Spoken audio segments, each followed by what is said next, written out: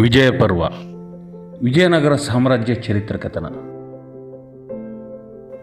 ಶರನ್ನವರಾತ್ರಿಯ ಪ್ರಾರಂಭದ ದಿನದಂದು ಉದ್ಘಾಟನೆಗೊಂಡ ಈ ಆನ್ಲೈನ್ ಉಪನ್ಯಾಸ ಮಾಲೆ ಕಳೆದ 9 ದಿನಗಳಲ್ಲಿ ವಿಜಯನಗರ ಸಾಮ್ರಾಜ್ಯದ ಮಹಾನ್ ಚರಿತ್ರೆಯನ್ನು ತಮ್ಮೆದುರು ತೆರೆದಿಡುವ ಪುಟ್ಟ ಪ್ರಯತ್ನವನ್ನು ಮಾಡಿದೆ. ಕಳೆದ 9 ದಿನಗಳಲ್ಲಿ ವಿಜಯನಗರ ಸಾಮ್ರಾಜ್ಯ ಸ್ಥಾಪನೆಯ ಹಿನ್ನೆಲೆ, ಹಂಪಿ ಕ್ಷೇತ್ರ ದರ್ಶನ, ವಿಜಯನಗರದ ಅರಸರು, ವಿಜಯನಗರ ಕಾಲದ ಆಡಳಿತ, ವಿಜಯನಗರ ಮತ್ತು ಸಾಹಿತ್ಯ, ವಿಜಯನಗರದ ವಾಸ್ತು ಮತ್ತು ಶಿಲ್ಪ, ವಿದೇಶಿ ಪ್ರವಾಸಿಗರು ಕಂಡ ವಿಜಯನಗರ ವೈಭವ, ವಿಜಯನಗರದ ಪತನಕ್ಕೆ ಕಾರಣವಾದ ರಕ್ಕಸತಂಗಡಿ ಯುದ್ಧದಲ್ಲಿ ಏನಾಯಿತು ಮತ್ತು ಇತ್ತೀಚಿನ ದಿನಗಳಲ್ಲಿ ನಡೆದಂತಹ ಹಂಪಿ ಉಳಿಸಿ ಹೋರಾಟ, ಈ ಎಲ್ಲ ವಿಷಯಗಳ ಕುರಿತು ನಾಡಿನ ಶ್ರೇಷ್ಠ ಇತಿಹಾಸಕಾರರಿಂದ, ವಿಷಯ ತಜ್ಞರಿಂದ ನಡೆದಂತಹ ಉಪನ್ಯಾಸಗಳನ್ನು ತಾವೆಲ್ಲರೂ ಕೇಳಿದ್ದೀರಿ. ಇಂದು ವಿಜಯದಶಮಿ. ಈ ವಿಜಯ ಪರ್ವ ಕಾರ್ಯಕ್ರಮದ ಕೊನೆಯ ದಿನ. ಇಂದಿನ ಸಮಾರೋಪದ ಉಪನ್ಯಾಸವನ್ನು ಮಾಡಲಿರುವವರು ಭಾರತೀಯ ಶಿಕ್ಷಣ ಮಂಡಲ ದೆಹಲಿ ಇದರ ಅಖಿಲ ಭಾರತ ಸಹ ಸಂಘಟನಾ ಕಾರ್ಯದರ್ಶಿಗಳಾದ ಮಾನ್ಯ ಶ್ರೀ ಶಂಕರಾನಂದ ಅವರು. ಇತಿಹಾಸದ ಪುಟಗಳಲ್ಲಿ ಮರೆಮಾಚಲ್ಪಟ್ಟ ಹಿಂದೂ ಸಾಮ್ರಾಜ್ಯ ವಿಜಯನಗರದ ವೈಭವವನ್ನು ಮೆಲುಕು ಹಾಕುವಂತಹ ಒಂದು ಪುಟ್ಟ ಪ್ರಯತ್ನವನ್ನು ಮಾಡಿದ್ದೇವೆ. ಈ ಕಾರ್ಯಕ್ರಮದಲ್ಲಿ ವಿಷಯವನ್ನು ಹಂಚಿಕೊಂಡ ಎಲ್ಲ ಉಪನ್ಯಾಸಕಾರರಿಗೆ ಕರ್ನಾಟಕ ಹಿಂದೂ ಜಾಗರಣ ವೇದಿಕೆಯು ಧನ್ಯವಾದವನ್ನು ಅರ್ಪಿಸುತ್ತದೆ.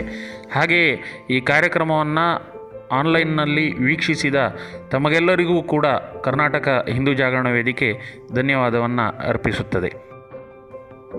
ತಾಯಿ ಭಾರತಿಯನ್ನು ವಿಶ್ವಗುರುವನ್ನಾಗಿಸುವ ಸಂಕಲ್ಪಕ್ಕೆ ಈ ವಿಜಯನಗರ ಸಾಮ್ರಾಜ್ಯದ ಇತಿಹಾಸ ಪ್ರೇರಣೆಯಾಗಲಿ ಎಂದು ಹಾರೈಸುತ್ತಾ ಇಂದಿನ ಸಮಾರೋಪದ ಮಾತಿಗಾಗಿ ಮಾನ್ಯ ಶಂಕರಾನಂದಜಿಯವರಲ್ಲಿ ವಿನಂತಿಸುತ್ತಿದ್ದೇವೆ.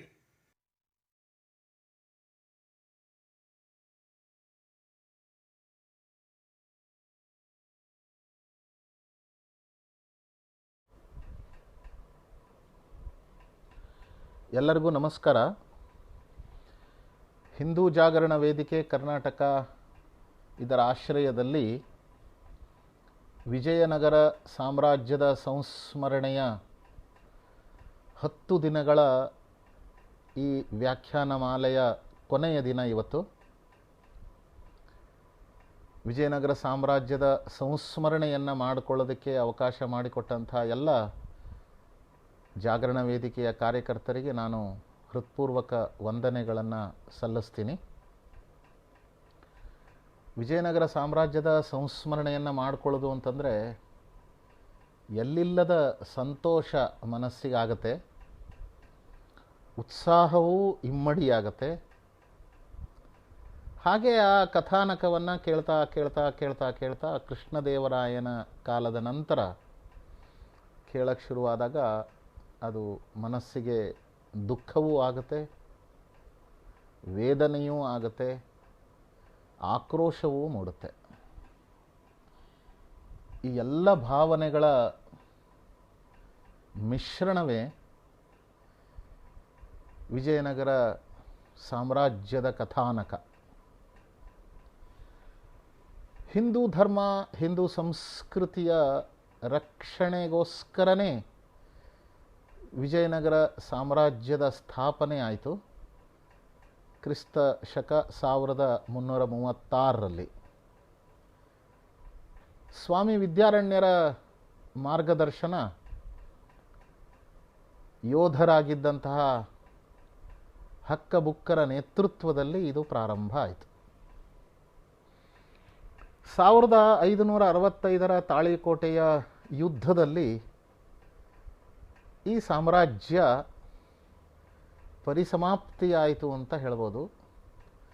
ಅದರ ವೈಭವ ಅಲ್ಲಿಗೆ ಮುಕ್ತಾಯವಾಯಿತು. ಹಾಗೆ ನೋಡಿದ್ರೆ ನಂತರದ 80 ವರ್ಷಗಳವರೆಗೆ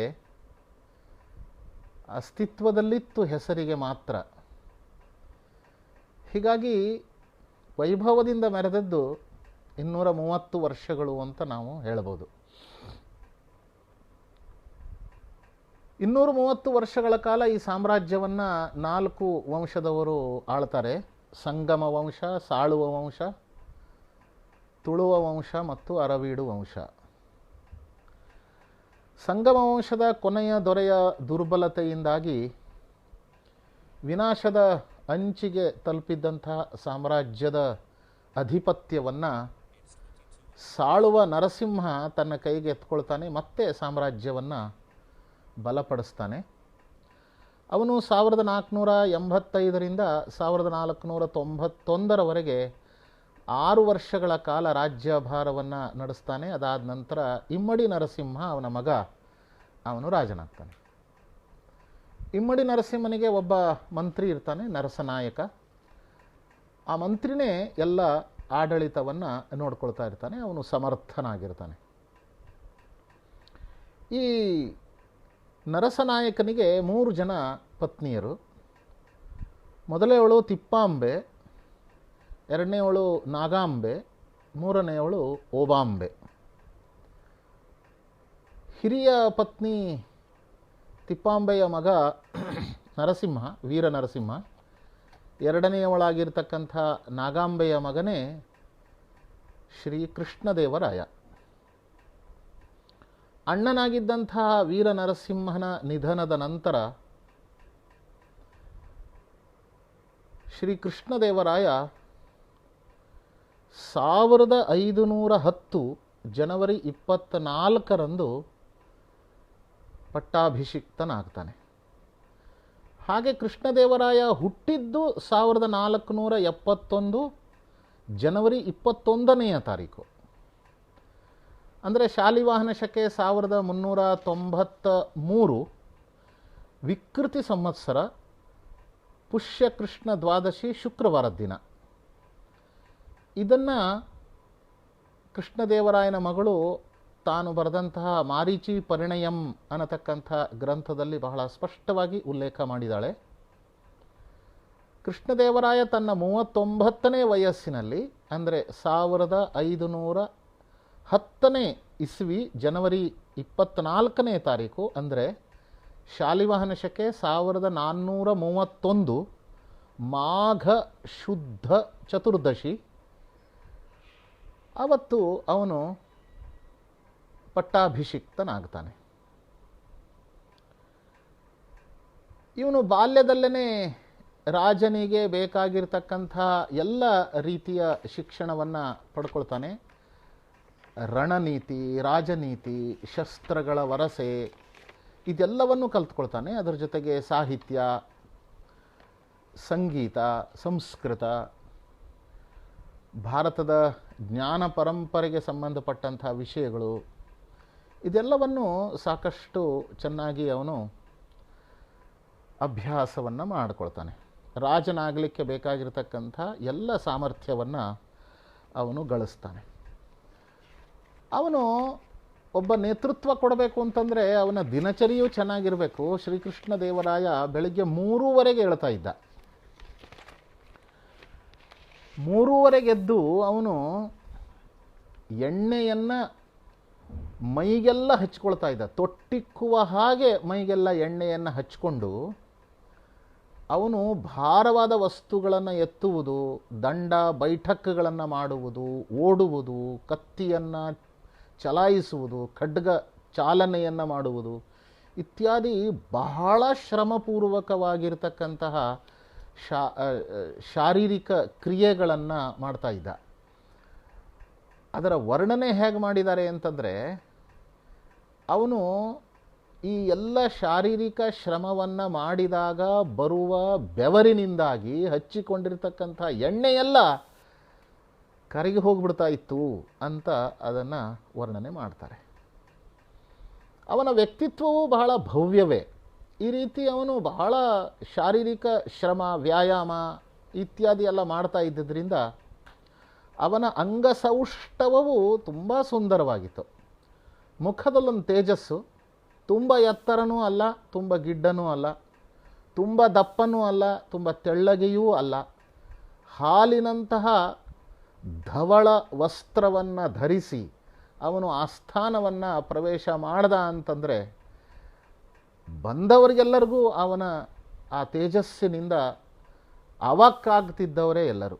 ಈ ರೀತಿಯ ಒಂದು ಭವ್ಯ ವ್ಯಕ್ತಿತ್ವ, ಒಂದು ಸದಾ ಹಸನ್ಮುಖಿಯಾಗಿರ್ತಿದ್ದ, ಮಂದಸ್ಮಿತ ವದನ ಅವನದ್ದು, ಎಲ್ಲರನ್ನೂ ಗೌರವದಿಂದ ಕಾಣ್ತಾ ಇದ್ದ, ಯೋಗ್ಯ ವ್ಯಕ್ತಿಗಳನ್ನು ಸತ್ಕಾರ ಮಾಡತಕ್ಕಂತಹ ಗುಣ ಅವನಲ್ಲಿ ತುಂಬ ಇತ್ತು. ಅದೇ ರೀತಿ ಯಾರ್ಯಾರು ಅಪರಾಧಿಗಳು ಅನ್ನೋರು ಸಿಗ್ತಾರೋ ಅವರನ್ನು ಶಿಕ್ಷಿಸುವುದರಲ್ಲಿ ಇವನು ಎಂದೂ ಸಂಕೋಚ ಮಾಡಿಕೊಳ್ತಾ ಇರಲಿಲ್ಲ. ಅನುಶಾಸನಹೀನತೆಯನ್ನು ಎಂದೂ ಸಹಿಸ್ತಿರಲಿಲ್ಲ ಇವನು. ಇದರಿಂದಾಗಿ ಇವನು ತುಂಬ ಒಳ್ಳೆಯ ಆಡಳಿತವನ್ನು ಕೊಡಲಿಕ್ಕೆ ಸಾಧ್ಯವಾಯಿತು. ಈ ರೀತಿ ಅವನ ವ್ಯಕ್ತಿತ್ವವನ್ನು ವರ್ಣನೆ ಮಾಡಿದವನು ಡೊಮಿಂಗೋ ಪೇಸ್.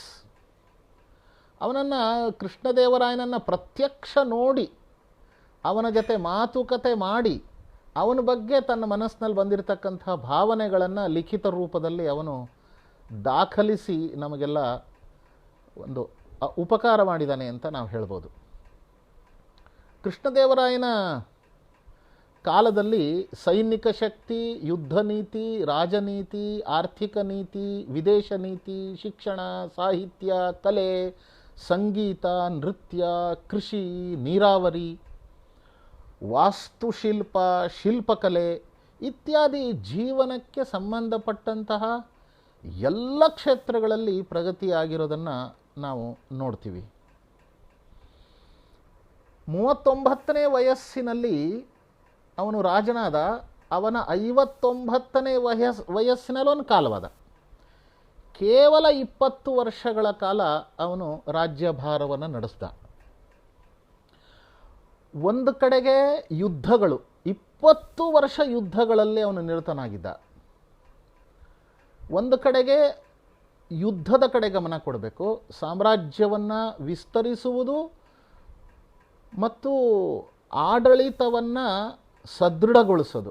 ಆಡಳಿತವೂ ಅವನು ಅಧಿಕಾರಕ್ಕೆ ಬಂದಾಗ, ಅವನು ರಾಜನಾದಾಗ ಆಡಳಿತವೂ ಕುಸಿದು ಹೋಗಿತ್ತು. ಮತ್ತು ಸುತ್ತಮುತ್ತಲಿರ್ತಕ್ಕಂತಹ ಸಣ್ಣ ಪುಟ್ಟ ಮಾಂಡಲಿಕರೆಲ್ಲ ಅವರು ತಾವು ಸ್ವತಂತ್ರರು ಅಂತ ಘೋಷಿಸ್ಕೊಳ್ಳೋದಕ್ಕೆ ಪ್ರಾರಂಭ ಮಾಡಿಬಿಟ್ಟಿದ್ರು. ಒಂಥರ ಆಡಳಿತವೇ ಕುಸಿದು ಹೋಗಿರತಕ್ಕಂಥ ವಾತಾವರಣ ನಿರ್ಮಾಣ ಆಗಿತ್ತು. ಹೀಗಾಗಿ ಅವನ ಮುಂದೆ ಒಂದು ದೊಡ್ಡ ಸವಾಲಿತ್ತು. ಒಂದು, ಸಾಮ್ರಾಜ್ಯವನ್ನು ವಿಸ್ತರಿಸಬೇಕು, ಕಳೆದು ಹೋಗಿರತಕ್ಕಂಥ ಕೋಟೆಗಳು, ಭೂಪ್ರದೇಶ ಅವುಗಳನ್ನು ಮರಳಿ ಪಡಿಬೇಕು. ಎರಡನೇದು, ಆಡಳಿತವನ್ನು ಬಿಗಿಗೊಳಿಸಬೇಕು. ಇಷ್ಟಾದರೆ ಸಾಲದು, ಚಿಕ್ಕ ವಯಸ್ಸಿನಿಂದ ಕಲ್ತಿರ್ತಕ್ಕಂತಹ ರಾಜಧರ್ಮದ ಶಿಕ್ಷಣದ ಅನುಗುಣವಾಗಿ, ಆ ಸಂಸ್ಕಾರದ ಅನುಗುಣವಾಗಿ ಅಭಿವೃದ್ಧಿ ಕೆಲಸಗಳನ್ನು ಮಾಡಬೇಕು. ಎಲ್ಲ ಮುಖಗಳಲ್ಲಿ ವಿಕಾಸ ಆಗಬೇಕು. ನಮಗೆ ಅವನ ವ್ಯಕ್ತಿತ್ವವನ್ನು ನೋಡಿದಾಗ ಆಶ್ಚರ್ಯ ಮತ್ತು ಸಂತೋಷ ಆಗ್ತಕ್ಕಂಥದ್ದು ಅಂದರೆ, ಇದೆಲ್ಲವನ್ನೂ ಜೊತೆಗೆ ಮಾಡ್ದ. ಯುದ್ಧ, ಆಡಳಿತದಲ್ಲಿ ಬಿಗಿ, ಅಭಿವೃದ್ಧಿ ಕೆಲಸಗಳು ಮತ್ತು ಸಾಹಿತ್ಯ, ಸಂಗೀತ, ಕಲೆ ಇತ್ಯಾದಿಗಳ ವಿಕಾಸದ ದೃಷ್ಟಿಯಿಂದಲೂ ಮತ್ತು ವ್ಯಾಪಾರವನ್ನು ವೃದ್ಧಿಗೊಳಿಸಿದಂತಹ ಅವನ ರೀತಿ, ಇದೆಲ್ಲವೂ ಅವನ ಕಾರ್ಯಕ್ಷಮತೆಯನ್ನು, ಕಾರ್ಯದಕ್ಷತೆಯನ್ನು ಅವು ಸೂಚಿಸ್ತವೆ. ಅವನ ವಿಜಯ ಯಾತ್ರೆ ಪ್ರಾರಂಭ ಆಗಿದ್ದು ಉಮ್ಮತ್ತೂರಿನ ಮೇಲೆ ಅವನು ಮಾಡಿದಂತಹ ಯುದ್ಧದ ಮೂಲಕ.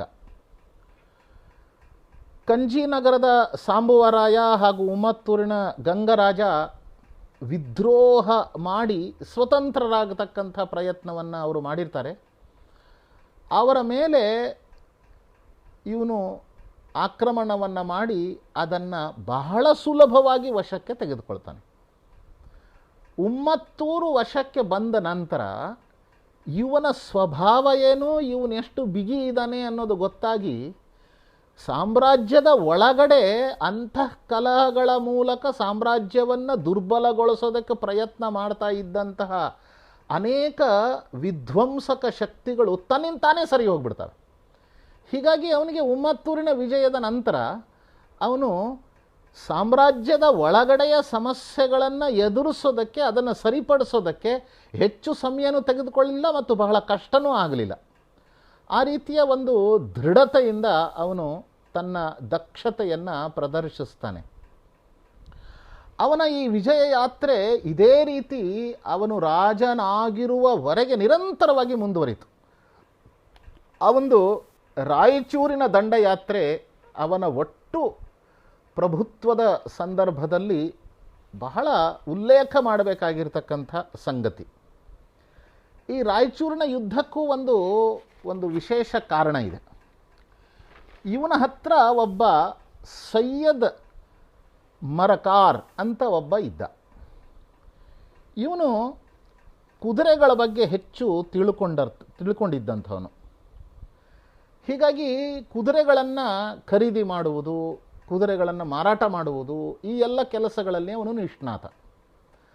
ಅದಕ್ಕೆ ಸಾಮ್ರಾಜ್ಯಕ್ಕೋಸ್ಕರ ಕುದುರೆಗಳನ್ನು ಖರೀದಿಸಬೇಕು, ಕೊಂಡುಕೊಳ್ಬೇಕು ಅಂತ ಇವನನ್ನು ಕೃಷ್ಣದೇವರಾಯ ಗೋವೆಗೆ ಕಳಿಸ್ಕೊಡ್ತಾನೆ.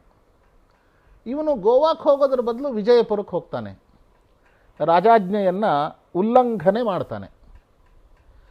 ಅದು ಕೃಷ್ಣದೇವರಾಯನಿಗೆ ಗೊತ್ತಾಗುತ್ತೆ. ಆಗ ಕೃಷ್ಣದೇವರಾಯ ವಿಜಯಪುರದ ಆದಿಲ್ ಶಾಹನಿಗೊಂದು ಪತ್ರ ಬರೀತಾನೆ. ನೀವು ಬಹಳ ಮಿತ್ರರು, ಕಳೆದ 40 ವರ್ಷಗಳಿಂದ ನಮ್ಮ ಸಂಬಂಧ ಬಹಳ ಆತ್ಮೀಯವಾಗಿದೆ.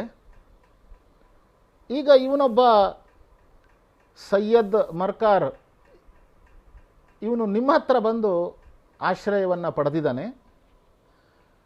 ಅದಕ್ಕಾಗಿ ಅವನನ್ನು ನಮಗೆ ಒಪ್ಪಿಸ್ಬಿಡಿ, ನಮ್ಮ ಸ್ನೇಹ ಇದೇ ರೀತಿ ಮುಂದುವರಿಲಿ ಅಂತ ಅವನು ಹೇಳ್ತಾನೆ. ಆದಿಲ್ ಶಾಹ ಅವನಿಗೆ ಉತ್ತರ ಬರೀತಾನೆ, ನಾವು ಇವನನ್ನು ವಾಪಸ್ ಕೊಡೋದು ಸಾಧ್ಯ ಇಲ್ಲ. ಅದಕ್ಕೆ ಕಾರಣ ಇರುತ್ತೆ. ಅವನು ಆ ಸೈಯದ್ ಅನ್ನತಕ್ಕಂಥವನು ಬಹಳ ದೊಡ್ಡ ವಿದ್ವಾಂಸ ಮತ್ತು ವಿಶೇಷವಾಗಿ ಮೊಹಮ್ಮದ್ ಪೈಗಂಬರ್ ಅವರ ವಂಶಜ ಅಂತ ಅವನ ಪ್ರಸಿದ್ಧಿ ಇರುತ್ತೆ.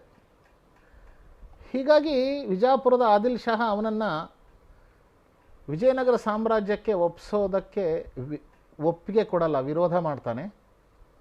ಆಗ ಕೃಷ್ಣದೇವರಾಯನಿಗೆ ಆದಿಲ್ ಶಾಹನ ಮೇಲೆ ಯುದ್ಧವನ್ನು ಸಾರುವುದು ಅನಿವಾರ್ಯ ಆಗುತ್ತೆ. ಎಲ್ಲಿಂದ ಯುದ್ಧ ಶುರು ಮಾಡಬೇಕು ಅಂತ ಯೋಚನೆ ಮಾಡ್ತಾನೆ. ರಾಯಚೂರಿನ ಮೇಲೆ ಆಕ್ರಮಣವನ್ನು ಮಾಡಿದಾಗ ಅಲ್ಲಿ ಆದಿಲ್ ಶಾಹನ ವಿಜಯಪುರದ ಆಡಳಿತಕ್ಕೆ ಸೇರಿರ್ತಕ್ಕಂಥ ಒಂದು ಸಂಸ್ಥಾನ ಅದು ರಾಯಚೂರು. ಅದರ ಮೇಲೆ ಆಕ್ರಮಣ ಮಾಡಿದಾಗ ಆದಿಲ್ ಶಾಹ ಅದರ ರಕ್ಷಣೆಗೋಸ್ಕರ ಬಂದೇ ಬರ್ತಾನೆ. ಆಗ ಎರಡೊಂದು ಕೆಲಸ ಆಗುತ್ತೆ ಅಂತ ಕೃಷ್ಣದೇವರಾಯ ತೀರ್ಮಾನ ಮಾಡ್ತಾನೆ. ರಣನೀತಿಯನ್ನು ಮಾಡುವುದರಲ್ಲಿ ಕೃಷ್ಣದೇವರಾಯ ತುಂಬ ನಿಷ್ಣಾತನಾಗಿದ್ದ. ಮತ್ತು ಕೃಷ್ಣದೇವರಾಯನ ವಿಶೇಷತೆ ಅಂತಂದರೆ ಒಂದು ಸ್ವತಂತ್ರವಾದ ಸೈನ್ಯವನ್ನು ಕಟ್ಟಿದ್ದ, ಬಹಳ ಬಲವಾದಂತಹ ಬಲಿಷ್ಠವಾದಂತಹ ಸೈನ್ಯವನ್ನು ಕಟ್ಟಿದ್ದ. ಅವನ ಹತ್ರ 10 ಲಕ್ಷ ಸಂಖ್ಯೆಯ ಸೈನ್ಯ ಇತ್ತು. ಅಗಾಧ ಸೈನ್ಯ ಬಲ. 10 ಲಕ್ಷ ಸೈನ್ಯದಲ್ಲಿ 5.5 ಲಕ್ಷ ಸೈನ್ಯವನ್ನು ತೆಗೆದುಕೊಂಡು ಅವನು ಪ್ರವಾಹದ ರೂಪದಲ್ಲಿ ಬಿರುಗಾಳಿಯಂತೆ ರಾಯಚೂರಿನ ಕಡೆಗೆ ಅವನ ಸೈನ್ಯ ಹೊರಡುತ್ತೆ. ಅವನ ಸೈನ್ಯದಲ್ಲಿ 5.5 ಲಕ್ಷ ಅಂತ ನಾನು ಹೇಳಿದೆ. 30,000 ಕುದುರೆಗಳು, 500ಕ್ಕಿಂತ ಹೆಚ್ಚು ಆನೆಗಳು. ಈ ಮಹಾಸೇನೆ, 5.5 ಲಕ್ಷ ಪದಾತಿಗಳ ಈ ಮಹಾಸೇನೆ ರಾಯಚೂರಿನ ಕಡೆಗೆ ಹೊರಟಾಗ ಅದು ಶತ್ರುವಿನ ಎದೆಯಲ್ಲಿ ನಡುಕವನ್ನು ಹುಟ್ಟಿಸುವ ರೀತಿಯಲ್ಲಿ ಈ ಒಂದು ವಿಜಯ ಯಾತ್ರೆ ಹೊರಡುತ್ತೆ.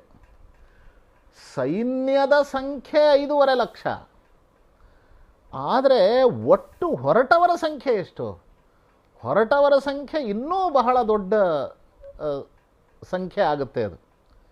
ಯಾಕೆ ಅಂದರೆ ಇಷ್ಟೊಂದು ಜನ ಹೊರಡ್ತಾರೆ ಅಂದರೆ 5.5 ಲಕ್ಷ ಜನಕ್ಕಾಗುವಷ್ಟು ಕಿರಾಣಿ ಸಾಮಾನು ತೆಗೆದುಕೊಂಡು ಹೋಗಬೇಕು. ಅವರು ಬಟ್ಟೆಗಳನ್ನು ತೊಳಿತಕ್ಕಂತಹ ವ್ಯಕ್ತಿಗಳು, ಧೋಬಿಗಳು ಅವ್ರ ಜೊತೆಗೆ ಹೋಗಬೇಕು, ಅಗಸರು, ಅಡುಗೆಯವರು ಹೋಗಬೇಕು, ಸಾಮಾನುಗಳನ್ನು ಸಾಗಿಸುವವರು ಜೊತೆಯಲ್ಲಿ ಹೋಗಬೇಕು, ಎಲ್ಲಿ ಉಳ್ಕೊಳ್ಬೇಕು ಅಲ್ಲಿ ಡೇರೆ ಹಾಕುವವರು ಅವ್ರ ಜೊತೆಗೆ ಮುಂಚೆ ಹೋಗಬೇಕು, ನೀರು ಎಲ್ಲಿ ಸಿಗುತ್ತೆ ಅಂತ ನೋಡಿಕೊಂಡು ಆ ನೀರು ಸಿಗುವ ಜಾಗದಲ್ಲಿ ಆ ಸೇನೆಯನ್ನು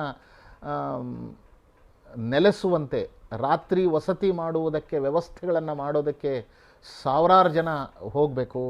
ಹಾಗೆ 10,000-12,000 ಜನ ಈ ಸೈನ್ಯಕ್ಕಿಂತ ಮುಂಚೆನೇ ಹೋಗಿ ಸೈನ್ಯ ರಾತ್ರಿ ಎಲ್ಲಿ ವಸತಿ ಮಾಡಬೇಕು ಅನ್ನುವ ಜಾಗವನ್ನು ನೋಡಿಕೊಂಡು ಅಲ್ಲಿ ಎಲ್ಲ ವ್ಯವಸ್ಥೆಗಳನ್ನು ಮಾಡೋದಕ್ಕೆ ಮೊದಲೇ ಹೋಗ್ತಿದ್ರು 10,000-12,000 ಜನ. ಮತ್ತು ದಾರಿಯಲ್ಲಿ ಉದ್ದಕ್ಕೂ ನಿಂತುಕೊಂಡು ಅವರಿಗೆ ಕುಡಿಯುವ ನೀರನ್ನು ಸರಬರಾಜು ಮಾಡ್ತಕ್ಕಂಥ ಕೆಲಸವನ್ನು ಇವರು ಮಾಡ್ತಿದ್ರು. ಹೀಗೆ ಒಂದು ಸೈನ್ಯ ಹೊರಡುತ್ತೆ ಅಂದರೆ ಒಂದು ದೊಡ್ಡ ಮಹಾನಗರವೇ ಹೊರಟಂತೆ. ಇದು ಒಂದು ದೊಡ್ಡದಾದಂತಹ ಧೂಳೆಬ್ಬಿಸುವ ರೀತಿಯಲ್ಲಿ ಈ ಯಾತ್ರೆ ಹೊರಡ್ತಾ ಇತ್ತು. ಈ ರೀತಿ ರಾಯಚೂರಿನ ಕಡೆಗೆ ಶ್ರೀಕೃಷ್ಣ ದೇವರಾಯನ ಸೈನ್ಯ ಹೊರಡಿತು. ರಾಯಚೂರಿನ ಈ ಸೈನ್ಯ, ರಾಯಚೂರಿನ ಕೋಟೆ ಬಹಳ ಬಲಿಷ್ಠವಾದಂಥ ಕೋಟೆ, ಇದು ಅಭೇದ್ಯವಾದಂಥ ಕೋಟೆ. ಈ ಕೋಟೆಯನ್ನು ವಶಪಡಿಸ್ಕೊಳ್ಳೋದಷ್ಟು ಸುಲಭ ಇಲ್ಲ ಅಂತ ಕೃಷ್ಣದೇವರಾಯನಿಗೂ ಗೊತ್ತಿತ್ತು. ಅಲ್ಲಿ ಅವನು ಮತ್ತು ಅದು ಪ್ರಾಕೃತಿಕವಾಗಿ ಸಂರಕ್ಷಿಸಲ್ಪಟ್ಟಂಥ ಒಂದು ಕೋಟೆಯಾಗಿತ್ತದು. ಅಂದರೆ ಒಂದು ಕಡೆಗೆ ಕೃಷ್ಣಾ ನದಿ, ಇನ್ನೊಂದು ಕಡೆಗೆ ತುಂಗಭದ್ರಾ ನದಿ, ಎರಡೂ ನದಿಗಳ ಮಧ್ಯದಲ್ಲಿ ಆ ರಾಯಚೂರಿನ ಕೋಟೆ ಸ್ಥಿತವಾಗಿತ್ತು. 3 ತಿಂಗಳು ಅಲ್ಲಿ ಘನಘೋರ ಯುದ್ಧವನ್ನು ಮಾಡಿದಾಗಲೂ ಸಹ ಈ ರಾಯಚೂರಿನ ಕೋಟೆ ಇವನ ವಶಕ್ಕೆ ಬರಲ್ಲ. ಏನು ಮಾಡೋದು ಅಂತ ಯೋಚನೆ ಮಾಡ್ತಾ ಇದ್ದಾಗ ಯುದ್ಧ ಅಂತೂ ನಡೀತಾನೆ ಇದೆ, ನೀತಿ ಏನಿರಬೇಕು, ರಣನೀತಿ ಹೇಗೆ ಮಾಡಬೇಕು ಅಂತ ಯೋಚನೆ ಮಾಡ್ತಿರುವಾಗಲೇ 3 ತಿಂಗಳು ಕಳೆದ ನಂತರ ಬಿಜಾಪುರದ ಆದಿಲ್ ಶಹ 1.5 ಲಕ್ಷ ಸೈನ್ಯವನ್ನು ತೆಗೆದುಕೊಂಡು ಆ ಕಡೆಗೆ ಅವನು ನದಿಯ ಒಂದು ಬದಿಗೆ ಬಿಡಾರವನ್ನು ಬಿಡ್ತಾನೆ. ಆದರೆ ಕೃಷ್ಣದೇವರಾಯ ಸಂಯಮವನ್ನು ಕಳ್ಕೊಳ್ಳಲ್ಲ. ಅವನಾಗಿಯೇ ಆಕ್ರಮಣವನ್ನು ಮಾಡಲಿ ಅಂತ ಕಾಯ್ತಾ ಇರ್ತಾನೆ. ಆದರೆ ಅವನ ಆಕ್ರಮಣ ಮಾಡ್ತಾನೆ. ಆದಿಲ್ ಶಹ ಯುದ್ಧವನ್ನು ಅವನೇ ಪ್ರಾರಂಭ ಮಾಡ್ತಾನೆ. ನದಿಯನ್ನು ದಾಟಿ ಬಂದು ಅವನು ಕೃಷ್ಣದೇವರಾಯನ ಸೈನ್ಯದ ಮೇಲೆ ಮುಗಿ ಬೀಳ್ತಾನೆ. ಅವನತ್ರ ಬಲವಾದಂಥ ಫಿರಂಗಿಗಳಿರ್ತವೆ. ಆ ಫಿರಂಗಿಗಳಿಂದ ಏನು ಬೆಂಕಿ ಉಗುಳುವ ಫಿರಂಗಿಗಳ ಮುಂದೆ ಕೃಷ್ಣದೇವರಾಯನ ಸೈನ್ಯ ತತ್ತರಿಸಿ ಹೋಗ್ಬಿಡುತ್ತೆ. ತುಂಬ ಪ್ರಮುಖ ಸ್ಥಾನಗಳಲ್ಲಿ ಇದ್ದಂತಹ ಸೇನೆಯ ನೇತೃತ್ವವನ್ನು ಕೊಡ್ತಿದ್ದಂತಹ ಯೋಧರುಗಳೇ ಅವರು ಇದರಿಂದ ಹತಪ್ರಭರಾಗಿ ಹಿಂದಕ್ಕೆ ಓಡೋದಕ್ಕೆ ಶುರು ಮಾಡಿಬಿಡ್ತಾರೆ. ಈ ಸ್ಥಿತಿ ಇನ್ನೇನು ಮುಗದೆ ಹೋಯಿತು. ಶ್ರೀಕೃಷ್ಣದೇವರಾಯನಿಗೆ ಸೋಲು ಕಟ್ಟಿಟ್ಟ ಬುತ್ತಿ, ಇನ್ನು ನಿಶ್ಚಿತ. ಆ ಆದಿಲ್ ಶಹನ ಸೈನ್ಯದಲ್ಲಿದ್ದಂತಹ ಮುಸಲ್ಮಾನರ ಉತ್ಸಾಹ ಹೇಳತೀರದಷ್ಟು ಜಾಸ್ತಿ ಆಗಿಬಿಡುತ್ತೆ. ಬಹಳ ವಿಷಮ ಪರಿಸ್ಥಿತಿ ನಿರ್ಮಾಣ ಆಗುತ್ತೆ. ಆಗ ಕೃಷ್ಣದೇವರಾಯ ಯೋಚನೆ ಮಾಡ್ತಾನೆ, ಈಗ ಇದು ಬಹಳ ವಿಷಮ ಸನ್ನಿವೇಶ ಇದೆ, ಈಗ ನಾವೇನಾದರೂ ಒಂದು ಮಾಡದೇ ಇದ್ದರೆ ಈ ಯುದ್ಧದಲ್ಲಿ ನಮಗೆ ಸೋಲು ನಿಶ್ಚಿತ ಅಂತ ಅವನಿಗೂ ಅನಿಸುತ್ತೆ. ಆಗ ಅವನು ತನ್ನ ವಿಶ್ವಾಸಪಾತ್ರ ಯೋಧರರಿಗೆ ತಾನು ಈ ಯುದ್ಧದಲ್ಲಿ ಸತ್ತರೆ ಮುಂದೇನು ಮಾಡಬೇಕು ಅನ್ನೋದನ್ನು ತಿಳಿಸಿ ಅವನು ರಣಚಂಡಿಯ ಅವತಾರವನ್ನು ತಾಳದಂತೆ ಆ ಆದಿಲ್ ಶಹನ ಸೈನ್ಯದ ಮೇಲೆ ಮುಗಿಬೀಳ್ತಾನೆ. ಮತ್ತು ತನ್ನ ಸೇನಾಧಿಪತಿಗಳಿಗೆ ಆಜ್ಞೆ ಕೊಡ್ತಾನೆ, ಯಾವ ಯಾವ ಸೈನಿಕ ವಾಪಸ್ಸು ಓಡಿ ಬರ್ತಾ ಇದ್ದಾನೋ ಅವನನ್ನು ಅಲ್ಲೇ ಕತ್ತರಿಸಾಕ್ಬಿಡ್ರಿ ಅವನ ತಲೆಯನ್ನು ಅಂತ ಆಜ್ಞೆ ಕೊಡ್ತಾನೆ. ಆಗ ಭಾರೀ ದೊಡ್ಡ ಸಂಖ್ಯೆಯಲ್ಲಿದ್ದಂತಹ ಕೃಷ್ಣದೇವರಾಯನ ಸೈನ್ಯದ ಸೈನಿಕರು ವಾಪಸ್ ಹೋದ್ರೂ ಸಾಯೋದು ನಿಶ್ಚಿತ ಅಂತ ಗೊತ್ತಾದ ಮೇಲೆ ಕೃಷ್ಣದೇವರಾಯನ ಆವೇಶವನ್ನು ನೋಡಿದ್ರು. ಅವನ ಉಳಿದ ಸೇನಾಧಿಪತಿಗಳ ಸೇನೆಯ ಬೇರೆ ಬೇರೆ ತುಕಡಿಗಳ ಪ್ರಮುಖರ ಆ ಆವೇಶವನ್ನು ನೋಡಿ ಉತ್ಸಾಹಭರಿತರಾಗಿ ರಣೋತ್ಸಾಹವನ್ನು ಹೊಂದಿ ಅವರು ಆದಿಲ್ ಶಹನ ಸೈನ್ಯದ ಮೇಲೆ ಮುಗಿಬೀಳ್ತಾರೆ. ಅಕ್ಷರಶಃ ರಣಚಂಡಿಯಂತೆ ಕೃಷ್ಣದೇವರಾಯ ಹೋರಾಡ್ತಾನೆ.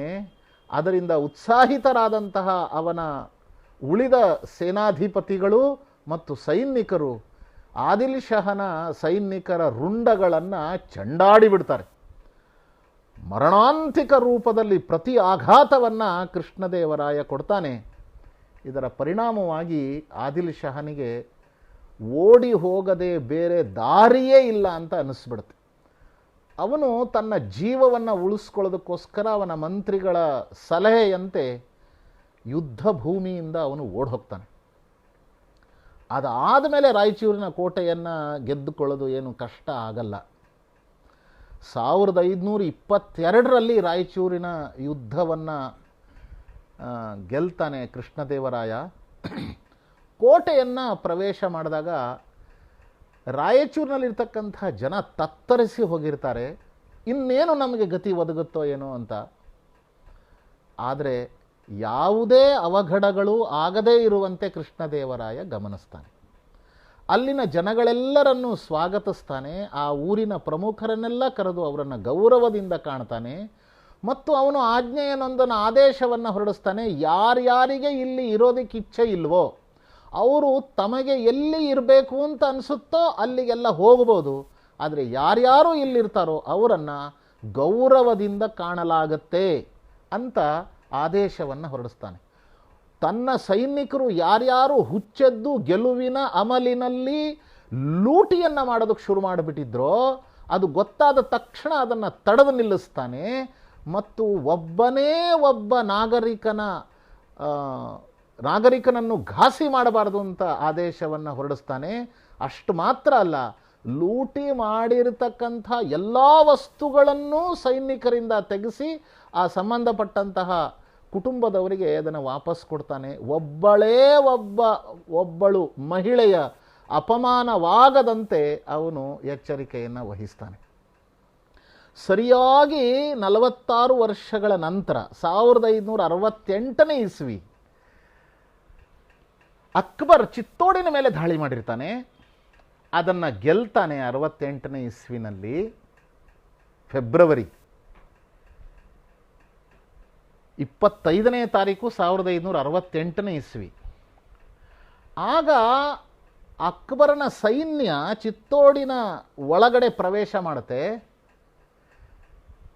ಲೂಟಿ ಮಾಡ್ತಾರೆ, ಎಲ್ಲರನ್ನೂ ಕೊಂದು ಹಾಕ್ತಾರೆ, ಮಾನಭಂಗ ಮಾಡ್ತಾರೆ, ಸಾಮೂಹಿಕ ಅತ್ಯಾಚಾರ ಮಾಡ್ತಾರೆ, ಬೆಂಕಿ ಹಚ್ಚುತ್ತಾರೆ. ಒಂದೇ ದಿನದಲ್ಲಿ 30,000 ಜನಗಳ ಹತ್ಯೆ ಆಗುತ್ತೆ ಚಿತ್ತೋಡ್ನಲ್ಲಿ. ಎಂಥ ಭೀಕರವಾದಂತಹ ಹತ್ಯೆ! ಅಕ್ಷರಶಃ ಒಬ್ಬ ಮನುಷ್ಯನನ್ನು ಕೊಂದು ಅವನನ್ನು ಕತ್ತರಿಸಿ ಒಂದು ಕಡೆಗೆ ಬಿಟ್ಟರೆ ಎಷ್ಟು ರಕ್ತ ಹರಿಬೋದು ಅಂತ ಲೆಕ್ಕ ಹಾಕಿ ಅದನ್ನು 30,000ದಿಂದ ಗುಣಿಸಿ ಎಷ್ಟು ನೀರಿನಂತೆ ಚರಂಡಿಯಲ್ಲಿ ರಕ್ತ ಹರಿದಿರ್ಬೋದು. ನದಿಯಂತೆ ಆ ರಕ್ತ ಚಿತ್ತೋಡಿನ ಆ ವಿಜಯದ ಆಚರಣೆ ಇಷ್ಟು ಭೀಕರವಾಗಿ ಭೀಭತ್ಸವಾಗಿ ಅಕ್ಬರ ಆಚರಿಸ್ತಾನೆ. ಅಷ್ಟಾದರೂ ಸಹ ಸ್ವಾತಂತ್ರ್ಯ ಬಂದಾಗಲಿಂದ ಇವತ್ತಿನವರೆಗೆ ನಮ್ಮ ಪಠ್ಯಪುಸ್ತಕಗಳಲ್ಲಿ ಅಕ್ಬರ್ ದಿ ಗ್ರೇಟ್ ಅನ್ನತಕ್ಕಂಥ ಮಾತುಗಳನ್ನೇ ಶಬ್ದಗಳನ್ನೇ ನಾವು ಓದ್ತೀವಿ. ಎಂಥ ವಿಪರ್ಯಾಸ ಇದು! ಕೃಷ್ಣದೇವರಾಯ ಅವನು ರಾಯಚೂರನ್ನು ಗೆದ್ದಾಗ ಒಬ್ಬನೇ ಒಬ್ಬ ನಾಗರಿಕ, ಪುರುಷ ಇರಲಿ ಮಹಿಳೆಯರಿರಲಿ, ಅವರಿಗೆ ಘಾಸಿಯಾಗದಂತೆ ಎಚ್ಚರಿಕೆಯನ್ನು ವಹಿಸುವುದು, ಅವರನ್ನು ಗೌರವಿಸುವುದು ಮತ್ತು ಅವರಿಗೆ ಇಚ್ಛೆ ಬಂದ ಕಡೆಗೆ ಅವರು ಹೋಗಲಿಕ್ಕೆ ಸ್ವಾತಂತ್ರ್ಯ ಇದೆ ಅನ್ನುವುದನ್ನು ಅವರ ಮನಸ್ಸಿಗೆ, ಅವರ ಇಚ್ಛೆಗೆ ತಕ್ಕಂತೆ ಬಿಡೋದು, ಇದು ಕೂಡ ಅದೆಷ್ಟು ಶ್ರೇಷ್ಠವಾಗಿರ್ತಕ್ಕಂಥ ಒಂದು ರೀತಿಯಲ್ಲಿ ಅವನು ನಡ್ಕೊಂಡ. ನಿಜಕ್ಕೂ ಕೃಷ್ಣದೇವರಾಯ ದ ಗ್ರೇಟ್ ಅಂತ ನಾವು ಯೋಚನೆ ಮಾಡಬೇಕು. ಇದೇ ರೀತಿ ಅವನು ಯುದ್ಧಗಳನ್ನು ಮುಂದುವರಿಸ್ತಾನೆ. ಸಿಂಹಳದಿಂದ ಹಿಡಿದು ಒರಿಸ್ಸಾದವರೆಗೆ ಅವನ ಸಾಮ್ರಾಜ್ಯವನ್ನು ಅವನು ವಿಸ್ತಾರ ಮಾಡ್ತಾನೆ. ಒಬ್ಬ ಕವಿಯಾಗಿ, ಒಬ್ಬ ಸಾಹಿತ್ಯಕಾರನಾಗಿ ಕೃಷ್ಣದೇವರಾಯನ ಸಾಧನೆಯೂ ಅದ್ಭುತವೇ ಅಂತ ನಾವು ಹೇಳ್ಬೋದು. ಅವನು ಬರೆದಿರ್ತಕ್ಕಂಥ ಒಂದು ಪುಸ್ತಕವನ್ನು ನಾನು ಉಲ್ಲೇಖ ಮಾಡ್ತೀನಿ, ಅಮುಕ್ತ ಮಾಲ್ಯದ ಅಂತ. ಅವನು ಜಾಂಬವತಿ ಕಲ್ಯಾಣ, ಮದಾಲಸ ಚರಿತ್ರ, ಸತ್ಯಾವಧೂ ಪ್ರೀಣನ, ಸಕಲ ಕಥಾಸಾರ ಸಂಗ್ರಹ, ಜ್ಞಾನಚಿಂತಾಮಣಿ, ರಸಮಂಜರಿ ಇತ್ಯಾದಿ ಅನೇಕ ಗ್ರಂಥಗಳನ್ನು ಬರೆದಿದ್ದಾನೆ. ಕನ್ನಡದಲ್ಲಿ, ತೆಲುಗಿನಲ್ಲಿ ಅವನ ಗ್ರಂಥಗಳು ಅನೇಕ ಪ್ರಕಟವಾಗಿದೆ. ಸಂಸ್ಕೃತದಲ್ಲಿ ಅವನು ಗ್ರಂಥಗಳನ್ನು, ಕಾವ್ಯಗಳನ್ನು ಅವನು ರಚನೆ ಮಾಡಿದ್ದಾನೆ. ಬಹಳ ಉಲ್ಲೇಖ ಮಾಡಲೇಬೇಕಾದಂಥದ್ದು ಅಂದರೆ ರಾಜನೀತಿಯ ಬಗ್ಗೆ ಸೂಕ್ಷ್ಮಾತಿ ಸೂಕ್ಷ್ಮ ವಿಷಯಗಳನ್ನು ಅವನು ಉಲ್ಲೇಖ ಮಾಡಿರ್ತಕ್ಕಂಥ ಅವನ ಒಂದು ಗ್ರಂಥ ಅಂದರೆ ತೆಲುಗಿನಲ್ಲಿ ಬರೆದಿರ್ತಕ್ಕಂಥ ಗ್ರಂಥ ಅಮುಕ್ತ ಮಾಲ್ಯದ ಅನ್ನತಕ್ಕಂಥದ್ದು. ಅದನ್ನು ನೋಡಿದಾಗ ಅವನು ಎಂಥ ರಾಜನಾಗಿದ್ದ ಅನ್ನೋದು ಈ ಗ್ರಂಥದಿಂದ ಗೊತ್ತಾಗುತ್ತೆ. ಮತ್ತು ಯಾತ್ರಿಕರು ಬರೆದಿಟ್ಟಿದ್ದಾರೆ. ಈ ಗ್ರಂಥದಲ್ಲಿ ಬರೆದಿಟ್ಟಿರತಕ್ಕಂಥ ಸಂಗತಿ ಏನಿತ್ತೋ ಅದೇ ರೀತಿ ಅವನು ರಾಜ್ಯಭಾರವನ್ನು ನಡೆಸ್ದ ಅನ್ನೋದನ್ನು ಅವರು ತಿಳಿಸ್ತಾರೆ. ಅದರಲ್ಲಿ ಅವನು ಹೇಳ್ತಾನೆ, ರಾಜನಾಗಿರ್ತಕ್ಕಂಥವನು ಅವನಿಗೆ ಅನ್ಯಮನಸ್ಕನಾಗುವ ಅಧಿಕಾರವೇ ಇಲ್ಲ. ಅವನು 24 ಗಂಟೆ ಜನಗಳ ಕಷ್ಟಗಳನ್ನು ಪರಿಹರಿಸಲಿಕ್ಕೆ, ಜನಗಳಿಗೆ ಸ್ಪಂದಿಸಲಿಕ್ಕೋಸ್ಕರನೇ ಅವನ ಸಮಯವನ್ನು ಖರ್ಚು ಮಾಡಬೇಕು. ಮತ್ತು ಈ ರೀತಿ ಜನಗಳಿಗೆ ಸ್ಪಂದಿಸುವ ಕೆಲಸಕ್ಕೆ ಭ್ರಷ್ಟ ಜನಗಳನ್ನು ನಿಯುಕ್ತ ಮಾಡಬಾರ್ದು ಅನ್ನೋದನ್ನು ಅವನು ಹೇಳಿದ್ದಾನೆ. ಚಾಡಿಕೋರರ ಮೇಲೆ ವಿಶ್ವಾಸ ಇಡಲೇಬಾರ್ದು ಅನ್ನತಕ್ಕಂಥ ಮಾತನ್ನು ಅವನು ಹೇಳ್ತಾನೆ. ಮತ್ತು ಶರಣಾಗತನಾಗಿ ಬಂದಿರತಕ್ಕಂತಹ ವ್ಯಕ್ತಿಗಳನ್ನು ವಿನಾಕಾರಣ ತಿರಸ್ಕಾರ ಮಾಡಬಾರ್ದು, ಅಕಾರಣವಾಗಿ ತಿರಸ್ಕಾರ ಮಾಡಬಾರ್ದು. ತಿರಸ್ಕಾರ ಮಾಡಬಹುದು, ಆದರೆ ಅದಕ್ಕೊಂದು ಸಕಾರಣ ಇರಬೇಕು ಅನ್ನುವುದನ್ನು ಇದರಲ್ಲಿ ಉಲ್ಲೇಖ ಮಾಡ್ತಾನೆ. ಮಂತ್ರಿಗಳು ಎಂಥವ್ರು ಇರಬೇಕು ಅನ್ನೋದನ್ನು ಈ ಗ್ರಂಥದಲ್ಲಿ ಅವನು ಬರೆದಿಟ್ಟಿದ್ದಾನೆ. ವಿದ್ಯಾವಂತರಾಗಿರಬೇಕು, ಧರ್ಮ ಅಧರ್ಮಗಳ ಸೂಕ್ಷ್ಮತೆಯನ್ನು ಬಲ್ಲವರು ಅವರಾಗಿರಬೇಕು, 50ರಿಂದ 70 ವರ್ಷಗಳ ಒಳಗಡೆ ಇರೋರೇ ಇರಬೇಕು, ಮತ್ತು ಅವರು ಅಧಿಕಾರ ಮತ್ತು ಹಣದ ಆಸೆ ಇವೆರಡೂ ಅವರಲ್ಲಿ ಇರಬಾರ್ದು. ಕೇವಲ ರಾಜ್ಯದ ಹಿತವನ್ನೇ ಅವರು ಗಮನಿಸುವವರಾಗಬೇಕು. ಮದ ಮಾತ್ಸರ್ಯ ವಿರಹಿತರಾಗಿರಬೇಕು ಅವರು. ಅವೆರಡೂ ದುರ್ಗುಣಗಳು ಅವರ ಹತ್ರ ಇರಬಾರ್ದು. ಮತ್ತು ಗುಣ ಹಾಗೂ ದುರ್ಗುಣಗಳನ್ನು ಗುರುತಿಸ್ತಕ್ಕಂತಹ ಸೂಕ್ಷ್ಮ ದೃಷ್ಟಿ ಅವರಲ್ಲಿ ಇರಬೇಕು. ಮತ್ತು ಅಧಿಕಾರಿಗಳನ್ನೇ ಎಂಥವ್ರ ನೇಮಕ ಮಾಡಬೇಕು, ಅವರು ಸತ್ಪಾತ್ರರಾಗಿರಬೇಕು ಮತ್ತು ಸಕ್ಷಮರಾಗಿರಬೇಕು ಅಂಥ ಅಧಿಕಾರಿಗಳನ್ನೇ ನೇಮಿಸಬೇಕು. ಗುಪ್ತಚರ ವಿಭಾಗ ಅತ್ಯಂತ ಪ್ರಬಲವಾಗಿರಬೇಕು ಅಂತ ಅವನು ಬರೆದಿದ್ದಾನೆ. ಅವನ ಗುಪ್ತಚರ ವಿಭಾಗ ಅಷ್ಟೇ ಪ್ರಬಲವಾಗಿತ್ತು. ಅವನು ಒರಿಸ್ಸಾದಲ್ಲಿ ಗಜಪತಿ ರಾಯನ ವಿರುದ್ಧ ಯುದ್ಧ ಮಾಡುವಾಗಲೂ ಸಹ ಪ್ರತಿನಿತ್ಯ ಅವನಿಗೆ ಕುದುರೆಯ ಮೂಲಕ ಅವನಿಗೆ ವಿಜಯನಗರ ಅಂದರೆ ಹಂಪೆಯಿಂದ ಒರಿಸ್ಸಾದವರೆಗೆ ಪ್ರತಿನಿತ್ಯ ಆಡಳಿತಕ್ಕೆ ಸಂಬಂಧಪಟ್ಟ ಕಾಗದ ಪತ್ರಗಳು ಬರ್ತಿದ್ವು. ಇಷ್ಟು ಯುದ್ಧವನ್ನು ಮಾಡ್ತಿದ್ದಾಗಲೂ ಸಹ ಪ್ರತಿನಿತ್ಯ ಅವನು ರಾತ್ರಿ ಆಡಳಿತಾತ್ಮಕ ವಿಷಯಕ್ಕೋಸ್ಕರ ಸಮಯವನ್ನು ಕೊಡ್ತಿದ್ದ. ತನ್ನ ಹಸ್ತಾಕ್ಷರವನ್ನು ಆ ಕಾಗದ ಪತ್ರಗಳ ಮೇಲೆ ಹಾಕ್ತಿದ್ದ. ತಕ್ಷಣ ಆ ಕಾಗದ ಪತ್ರಗಳು ವಾಪಸ್ಸು ಹಂಪಿಗೆ ತಲುಪ್ತಿದ್ವು. ಇಷ್ಟು ವ್ಯವಸ್ಥಿತವಾದಂಥ ನೆಟ್ವರ್ಕ್ ಅವನು ಇತ್ತು ಅಂತ ಹೇಳ್ಬೋದು. ಆಮೇಲೆ ಅವನು ಬಹಳ ವಿಸ್ತಾರವಾಗಿ ಅವನು ಆದಾಯವನ್ನು ಹೇಗೆ ಯಾವ ವಿಭಾಗಗಳಿಗೆ ಎಷ್ಟೆಷ್ಟು ಖರ್ಚು ಮಾಡಬೇಕು ಅನ್ನೋದನ್ನು ಅಮುಕ್ತ ಮಾಲ್ಯದ ಗ್ರಂಥದಲ್ಲಿ ಬಹಳ ವಿಸ್ತಾರವಾಗಿ ಅವನು ಹೇಳಿದ್ದಾನೆ. ತೆರಿಗೆಯೇ ಇಲ್ಲದೆ ರೈತರಿಗೆ ತೆರಿಗೆಯನ್ನೇ ಹಾಕದೆ ರಾಜ್ಯಭಾರವನ್ನು ಮಾಡುವುದು ಹೇಗೆ, ತೆರಿಗೆ ಹಾಕುವುದಾದ್ರೂ ತೆರಿಗೆ ಹೇಗೆ ಹಾಕಬೇಕು ಅನ್ನುವುದರ ಉಲ್ಲೇಖವನ್ನು ಅವನು ಮಾಡಿದ್ದಾನೆ. ಅವನು ತನ್ನ ರಾಜ್ಯದಲ್ಲಿ ಬೆಳೆ ಎಷ್ಟಾಗುತ್ತೆ ಅನ್ನುವುದರ ಆಧಾರದ ಮೇಲೆ ತೆರಿಗೆಯನ್ನು ಹಾಕ್ತಕ್ಕಂಥ ಒಂದು ಒಳ್ಳೆಯ ಪದ್ಧತಿಯನ್ನು ಅವನು ಜಾರಿಗೆ ತಂದಿದ್ದ. ಅದರ ಜೊತೆಗೆ ಯಾರ್ಯಾರು ರೈತರು ಬಾವಿಯನ್ನು ತೋಡಿಸ್ತಾರೆ, ಕೆರೆ ಕಟ್ಟೆಗಳನ್ನು ಕಟ್ಟಿಸ್ತಾರೆ ಮತ್ತು ಅದರ ರಿಪೇರಿಯನ್ನು ಮಾಡಿಸ್ತಾರೆ, ಅಂತಹ ರೈತರಿಗೆ ಮುಂಗಡವಾಗಿ ಹಣವನ್ನು ಕೊಡ್ತಕ್ಕಂಥ ಒಂದು ವ್ಯವಸ್ಥೆ ಅವನು ಅದನ್ನು ಅವನು ಮಾಡಿದ್ದ ಅನ್ನೋದನ್ನು ಸಹ ನಾವು ಇದರಲ್ಲಿ ನೋಡ್ತೀವಿ. ಮುಂದೆ ವಿಜಯಪುರದ ಅರಸರು, ಸವಣೂರು ಸಂಸ್ಥಾನದ ಅರಸರು, ಮರಾಠರು ಮತ್ತು ಬ್ರಿಟಿಷ್ ಸರ್ಕಾರದವರು ಸಹ ಇವನ ತೆರಿಗೆ ಪದ್ಧತಿಯ ಅನುಕರಣೆಯನ್ನು ಮಾಡಿದ್ದು, ಇವನೆಷ್ಟು ಆಳವಾಗಿ ಯೋಚನೆ ಮಾಡಿದ್ದ ಅನ್ನೋದನ್ನು ನಾವು ತಿಳ್ಕೊಳ್ಬಹುದು.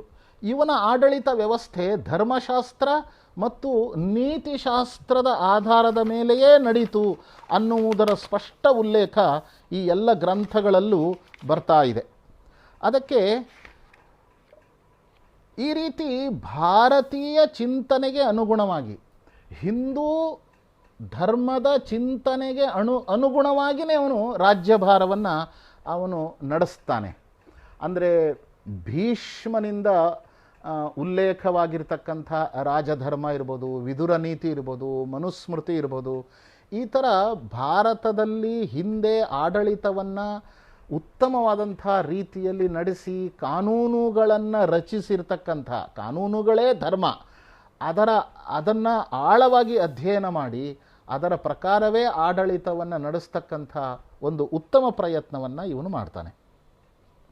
ವಿಜಯನಗರ ಸಾಮ್ರಾಜ್ಯದ ರಾಜಧಾನಿಯಾಗಿ ವಿಜಯನಗರ ಮೆರೀತು ಅಂತ ಹೇಳ್ಬೋದು. ಈಗಿನ ಹಂಪೆ ಬಹಳ ಸುರಕ್ಷಿತವಾದಂಥ ರಕ್ಷಣೆಯ ದೃಷ್ಟಿಯಿಂದ ಬಹಳ ಮಹತ್ವದ ಆಯಕಟ್ಟಿನ ಜಾಗದಲ್ಲಿ ಅದು ಇತ್ತು ಅಂತ ಹೇಳ್ಬೋದು. ಮೂರೂ ಕಡೆಗೆ ಬೆಟ್ಟ, ಒಂದು ಕಡೆಗೆ ನದಿ ಇದ್ದಂಥ ಒಂದು ಆಯಕಟ್ಟಿನ ಪ್ರದೇಶ ವಿಜಯನಗರ ರಾಜಧಾನಿಯ ಜಾಗ. ಇದು 300 ಮೈಲಿಯಷ್ಟು ವಿಸ್ತೀರ್ಣ ಇತ್ತು ಅಂತ ಡೊಮಿಂಗೋ ಪೇಯಸ್ ಹೇಳ್ತಾನೆ. ಉತ್ತರ ದಕ್ಷಿಣವಾಗಿ 12 ಮೈಲು, ಪೂರ್ವ ಪಶ್ಚಿಮವಾಗಿ 10 ಮೈಲು, ಒಟ್ಟಾರೆ 300 ಮೈಲು ವಿಸ್ತೀರ್ಣ ಇತ್ತು. 7 ಸುತ್ತಿನ ಕೋಟೆಗಳಿಂದ ಇದು ಆವೃತವಾಗಿತ್ತು. ಅತ್ಯಂತ ಬಲವಾದ, ದುರ್ಭೇದ್ಯವಾದ, ಅಭೇದ್ಯವಾದಂತಹ 7 ಸುತ್ತಿನ ಕೋಟೆ ಇದಕ್ಕೆ ರಕ್ಷಣೆಯ ರೂಪದಲ್ಲಿತ್ತು ಅಂತ ಹೇಳ್ತಾನೆ. 20 ಲಕ್ಷ ಜನಸಂಖ್ಯೆ ಆ ನಗರದಲ್ಲಿತ್ತು. 1 ಲಕ್ಷ ಸೈನ್ಯ ಸದಾ ಸಿದ್ಧ ಅನ್ನುವ ಸ್ಥಿತಿಯಲ್ಲಿ ಇತ್ತು. ಮತ್ತು ಅಲ್ಲಿ ನಾವೆಲ್ಲರೂ ಕೇಳಿರುವ ಹಾಗೆ ರಸ್ತೆಗಳ ಇಕ್ಕೆಲಗಳಲ್ಲಿ ಮುತ್ತು ರತ್ನಗಳನ್ನು ಸೇರಿನಲ್ಲಿ ಮಾರಾಟ ಮಾಡತಕ್ಕಂಥ ಒಂದು ಸ್ಥಿತಿ, ಸಮೃದ್ಧಿ ಇತ್ತು ಅಂತಲೂ ಹೇಳ್ತಾನೆ. ಅದನ್ನೇ ಡೊಮಿಂಗೋ ಪೇಯಸ್ ಇನ್ನೊಂದು ವಿಶೇಷವಾದ ರೀತಿಯಲ್ಲಿ ಅವನು ವರ್ಣನೆಯನ್ನು ಮಾಡ್ತಾನೆ. ಅಂದರೆ ಅವರು ವ್ಯಾಪಾರವನ್ನು ರಸ್ತೆಯ ಎರಡೂ ಬದಿಗಳಲ್ಲಿ ತಾತ್ಕಾಲಿಕವಾದಂಥ ಅಂಗಡಿಗಳಲ್ಲಿ ಈ ರೀತಿ ಮುತ್ತು ರತ್ನಗಳನ್ನು ವ್ಯಾಪಾರ ಮಾಡ್ತಿದ್ದವರು ಹಾಗೆ ಮುಚ್ಚಿಟ್ಟು ಹೋಗ್ತಿದ್ರು. ಅದಕ್ಕೇನು ಬೀಗ ಹಾಕ್ತಿರ್ಲಿಲ್ಲ, ಏನೂ ಹಾಕ್ತಿರ್ಲಿಲ್ಲ, ಅದು ಹಾಗೇ ಇರ್ತಾ ಇತ್ತು ಅಲ್ಲಿ ಅಂಗಡಿಗಳಲ್ಲಿ. ಆದರೆ ಅದರಿಂದಾಗಿ ಮುತ್ತು ರತ್ನಗಳ ಲೆಕ್ಕಾಚಾರ ವ್ಯತ್ಯಾಸ ಆಗ್ತಿರಲಿಲ್ಲ. ಅಂದರೆ ಸಮೃದ್ಧಿ ಮಾತ್ರ ಇತ್ತು ಅಂತಲ್ಲ, ಸಂಸ್ಕೃತಿಯೂ ಇತ್ತು ಅನ್ನೋದು ಇದರಿಂದ ನಮಗೆ ಗೊತ್ತಾಗುತ್ತೆ. 900 ಒಟ್ಟು ವಿಜಯನಗರ ಸಾಮ್ರಾಜ್ಯದಲ್ಲಿ 990 ಮೈಲು ಉದ್ದದ ಸಮುದ್ರ ತೀರ ವಿಜಯನಗರ ಸಾಮ್ರಾಜ್ಯದ ಅಡಿಯಲ್ಲಿ ಬರ್ತಾ ಇತ್ತು. ಹಾಗೆಯೇ 330 ಬಂದರುಗಳಿದ್ವು. ಈ ಎಲ್ಲ ಬಂದರುಗಳ ಮೂಲಕ ವಿದೇಶಿ ವ್ಯಾಪಾರಕ್ಕೆ ಶ್ರೀಕೃಷ್ಣದೇವರಾಯ ಪ್ರೋತ್ಸಾಹವನ್ನು ಕೊಟ್ಟಿದ್ದ. ವಿದೇಶದ ಜನಗಳು ತಮ್ಮ ವ್ಯಾಪಾರಕ್ಕೋಸ್ಕರ ವಿಜಯನಗರ ಸಾಮ್ರಾಜ್ಯಕ್ಕೆ ಬರ್ತಿದ್ರು.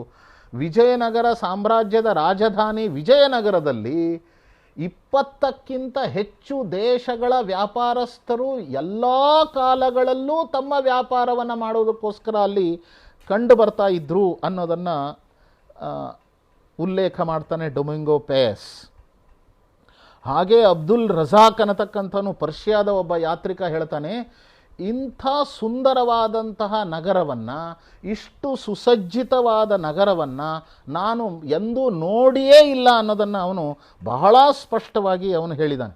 ಅಲ್ಲಿರ್ತಕ್ಕಂಥ ನೀರು ಸರಬರಾಜಿನ ವ್ಯವಸ್ಥೆ, ಆಮೇಲೆ ನೀರಿನ ಮ್ಯಾನೇಜ್ಮೆಂಟ್, ವಾಟರ್ ಮ್ಯಾನೇಜ್ಮೆಂಟಿನ ವ್ಯವಸ್ಥೆ, ಹಾಗೆಯೇ ಕಾಲುವೆಗಳು, ಜಲಾಶಯಗಳು, ನೀರಾವರಿಯ ವ್ಯವಸ್ಥೆ, ಇದು ಇಡೀ ಜಗತ್ತಿನಲ್ಲೇ ಆದರ್ಶ ಅನ್ನುವ ರೀತಿಯಲ್ಲಿ ಅಲ್ಲಿ ನಿರ್ಮಾಣ ಮಾಡಿದ್ದ ಅನ್ನತಕ್ಕಂಥದ್ದನ್ನು ಈ ಯಾತ್ರಿಕರು ತಿಳಿಸ್ತಾರೆ. ಈ ರೀತಿ ಹೇಳ್ತಾ ಹೋದರೆ ಇದು ಉತ್ಪ್ರೇಕ್ಷೆ ಮಾಡ್ತಾ ಇದ್ದಾರಾ ಅಂತ ಕೇಳುವವರಿಗೆ ಅನ್ನಿಸುವಷ್ಟು ವೈಭವವನ್ನು ಮೆರೆದಂಥ ಸಾಮ್ರಾಜ್ಯ ಇದು. 15-16ನೇ ಶತಮಾನದಲ್ಲಿ ಜಗತ್ತಿನ ನಾನಾ ದೇಶಗಳಿಂದ ಬಂದಿರತಕ್ಕಂಥ ಯಾತ್ರಿಕರು ಭ್ರಮೆಗೆ, ಅಂದರೆ ದಿಗ್ಭ್ರಮಿತರಾದಂತಹ, ಆಶ್ಚರ್ಯಚಕಿತರಾಗುವಂತೆ ಮಾಡಿರ್ತಕ್ಕಂತಹ ವೈಭವದ ಸಾಮ್ರಾಜ್ಯವಾಗಿ ಇದು ಮೆರಿತು. ಅಂದರೆ ಸುತ್ತಲೂ ಶತ್ರುಗಳೇ ಆಕ್ರಮಿಸಿಕೊಂಡು ಧರ್ಮ ಸಂಸ್ಕೃತಿಗಳು ಅತ್ಯಂತ ಸಂಕಟದ ಸ್ಥಿತಿಯನ್ನು ತಲುಪಿದಾಗ ಹಿಂದೂಗಳು ಬದುಕುವುದೇ ಕಷ್ಟ, ಹಿಂದೂ ಧರ್ಮ ಇನ್ನೂ ಸರ್ವನಾಶವಾಯಿತು, ನಿಶ್ಚಿತವಾಗಿ ಸರ್ವನಾಶವಾಯಿತು ಅನ್ನತಕ್ಕಂತಹ ಒಂದು ವಿಪರೀತ ಪರಿಸ್ಥಿತಿ ನಿರ್ಮಾಣ ಆದಂತಹ ಸಂದರ್ಭದಲ್ಲಿ ನಿರಾಶಾಮಯ ವಾತಾವರಣ, ಘನಘೋರ ಅಂಧಕಾರದ ಸಮಯದಲ್ಲಿ ಉಷಕಾಲದ ರೂಪದಲ್ಲಿ, ಒಂದು ಆಶಾಕಿರಣದ ರೂಪದಲ್ಲಿ ಉದಯವಾಗಿದ್ದಂತಹ ವಿಜಯನಗರ ಸಾಮ್ರಾಜ್ಯ ಕೇವಲ 230 ವರ್ಷಗಳಲ್ಲಿ ತನ್ನ ಅವಸಾನವನ್ನು ಕಂಡಿದ್ದು ವಿಧಿಯ ದುರ್ವಿಲಾಸ ಅಂತ ಹೇಳ್ಬೋದು. ಅಳಿಯ ರಾಮರಾಯ ಅತಿಯಾದ ವಿಶ್ವಾಸ ಏನು ಕೆಲವು ವ್ಯಕ್ತಿಗಳ ಮೇಲೆ ಇಡ್ತಾ ಇದ್ದ, ಅದೇ ಅವನಿಗೆ ಮುಳುವಾಯಿತು. ಈ ಬಹಮನಿ ಸುಲ್ತಾನರೇನು 5 ಜನ ಇದ್ದರು, ಅವರ ನಡುವೆ ಜಗಳ ಇತ್ತು, ಅವರವರೇ ಹೊಡೆದಾಡ್ತಾ ಇದ್ದರು. ಅಹಮದ್ ನಗರದ ಸುಲ್ತಾನ ಹುಸೇನ್ ನಿಜಾಮ್ ಅವನು ವಿಜಯಪುರದ ಆದಿಲ್ ಶಹನ ಮೇಲೆ ದಾಳಿ ಮಾಡುವಾಗ ಅಳಿಯ ರಾಮರಾಯನ ಸಹಾಯವನ್ನು ಪಡೆದಿದ್ದ. ಆದರೆ ಅದೇ ಹುಸೇನ್ ನಿಜಾಮ್ 1565 ತಾಳಿಕೋಟೆ ಯುದ್ಧದಲ್ಲಿ ಇವನು ಬಂಧಿತನಾದಾಗ, ಅಳಿಯ ರಾಮರಾಯ ಬಂಧಿತನಾಗಿ ಆ ಹುಸೇನ್ ನಿಜಾಮನ ಮುಂದೆ ಕರ್ಕೊಂಡು ಹೋಗಿ ಸೈನಿಕರು ನಿಲ್ಲಿಸಿದಾಗ ತಕ್ಷಣವೇ ಅವನ ತಲೆಯನ್ನು ಕತ್ತರಿಸಲಿಕ್ಕೆ ಆಜ್ಞೆ ಕೊಟ್ಟವನು ಅವನೇ ಹುಸೇನ್ ನಿಜಾಮನು. ಅಳಿಯ ರಾಮರಾಯ ಅವನು ಅತಿ ವಿಶ್ವಾಸ ಏನಿಡ್ತಿದ್ದ, ಜಿಲಾನಿ ಸಹೋದರರು ಅಂತ ಇದ್ದರು. ಅವರು ಮುಸಲ್ಮಾನರ ಆ ಸುಲ್ತಾನರ ಸೈನ್ಯದಿಂದ ಬೇಸರಗೊಂಡು ಅಳಿಯ ರಾಮರಾಯನ ಹತ್ರ ಆಶ್ರಯಕ್ಕೆ ಬಂದರು. ಈ ಜಿಲಾನಿ ಸಹೋದರರೇಂದ್ರು ಅಣ್ಣ ತಮ್ಮ, ಇವರಿಬ್ಬರ ಮೇಲೆ ವಿಶ್ವಾಸವನ್ನು ಇಟ್ಟ. ಸುಮ್ಮನೆ ಸೈನ್ಯಕ್ಕೆ ಸೇರಿಸ್ಕೊಂಡಿದ್ರು, ಸೈನಿಕರಾಗಿ ಏನು ಆಗ್ತಿರ್ಲಿಲ್ವೋ ಏನೋ. ಆದರೆ ಅವರನ್ನು ಸರದಾರರನ್ನಾಗಿ ಮಾಡ್ದ.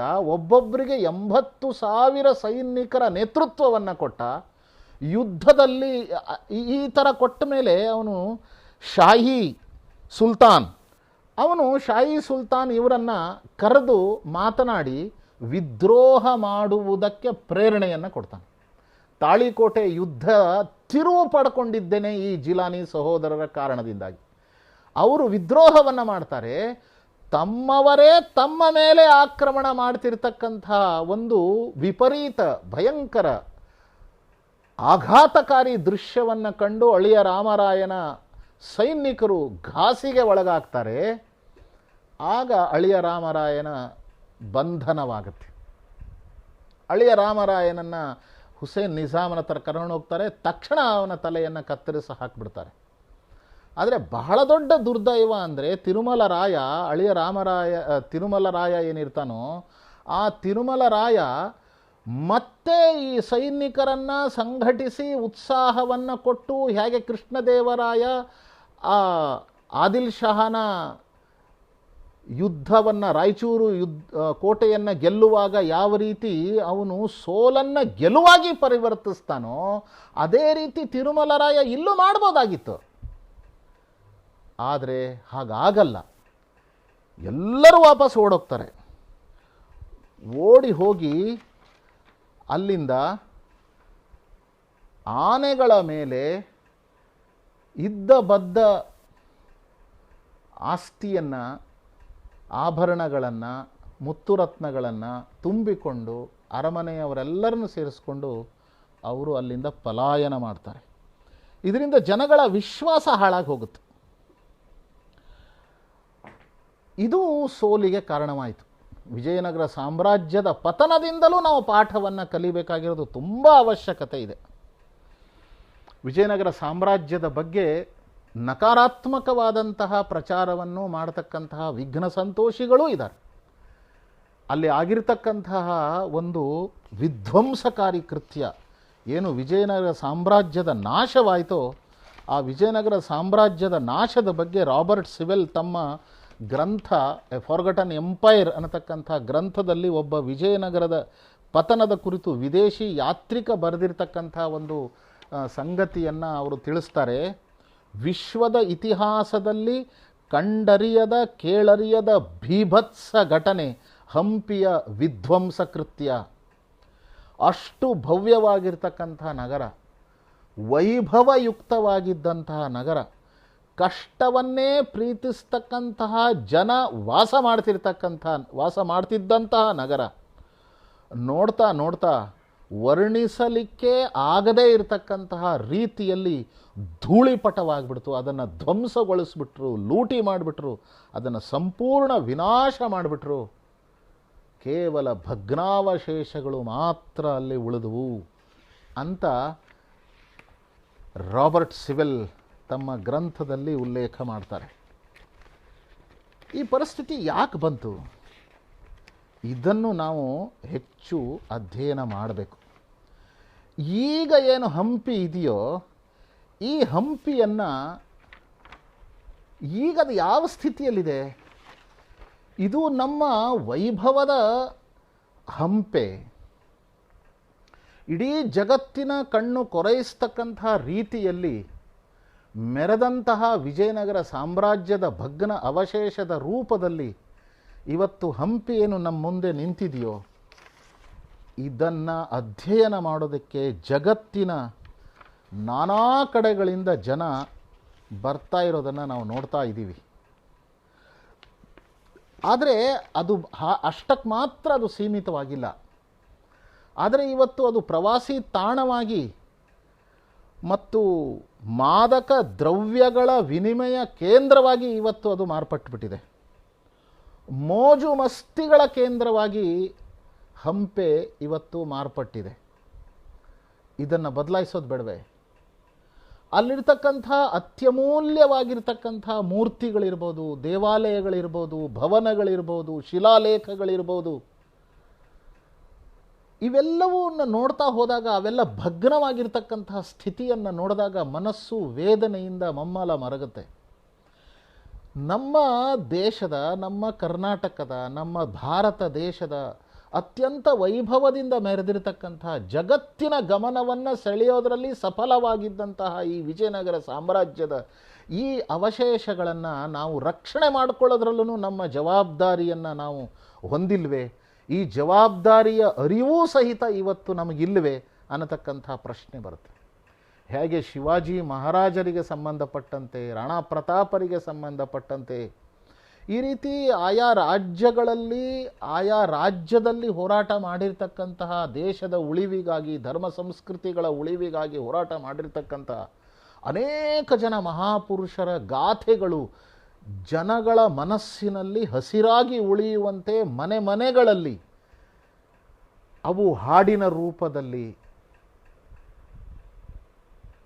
ಗದ್ಯದ ರೂಪದಲ್ಲಿ, ರಸಪ್ರಶ್ನೆಯ ರೂಪದಲ್ಲಿ, ಪ್ರಬಂಧಗಳ ರೂಪದಲ್ಲಿ, ಇವತ್ತು ವಿವಿಧ ರೀತಿಯ ಸ್ಪರ್ಧೆಗಳನ್ನು ಮಾಡುವುದರ ಮುಖಾಂತರ ಅವೆಲ್ಲವೂ ಇವತ್ತಿಗೂ ಉಳ್ಕೊಂಡಿದ್ದಾವೆ. ಹಾಗಿದ್ರೆ ಕರ್ನಾಟಕದಲ್ಲಿ ವಿಜಯನಗರ ಸಾಮ್ರಾಜ್ಯದ ಕುರಿತಂತೆ, ಕೃಷ್ಣದೇವರಾಯನ ಕುರಿತಂತೆ ಸ್ಮರಣೆಯನ್ನು, ನೆನಪನ್ನು ಹಸಿರಾಗಿ ಉಳಿಸ್ತಕ್ಕಂಥ, ಅದನ್ನು ಮುಂದಿನ ಪೀಳಿಗೆಗೆ ಹಸ್ತಾಂತರಿಸ್ತಕ್ಕಂಥ ಕೆಲಸದಲ್ಲಿ ನಾವೆಲ್ಲೋ ಹಿಂದೆ ಬಿದ್ದಿದ್ದೀವಿ ಅಂತ ನಮಗನ್ಸಲ್ವೇ? ಇದನ್ನು ನಾವು ಬಹಳ ಗಂಭೀರವಾಗಿ ಆಲೋಚನೆ ಮಾಡಬೇಕು. ಆಲೂರು ವೆಂಕಟರಾಯರು ಒಂದು ಕಡೆಗೆ ಬಹಳ ವಿಷಾದದಿಂದ ಹೇಳಿದ್ದಾರೆ.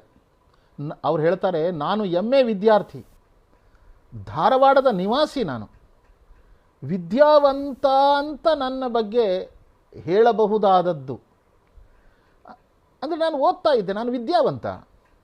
ಹಂಪಿಯಿಂದ ಸ್ವಲ್ಪವೇ ದೂರದಲ್ಲಿದ್ದವನು ನಾನು. ನನಗೇನೆ ಹಂಪಿಯ ಬಗ್ಗೆ ಗೊತ್ತಾಗಿದ್ದು MA ಓದುವಾಗ ರಾಬರ್ಟ್ ಸಿವೆಲ್ ಅವರ ಎ ಫಾರ್ಗಟನ್ ಎಂಪೈರ್ ಪುಸ್ತಕವನ್ನು ಓದಿದ ಮೇಲೆ ನನಗೆ ಹಂಪಿ ಬಗ್ಗೆ ಗೊತ್ತಾಯಿತು. ಅಲ್ಲಿವರೆಗೆ ನನಗೆ ಹಂಪಿ ಬಗ್ಗೆನೇ ಗೊತ್ತಾಗಲಿಲ್ಲ.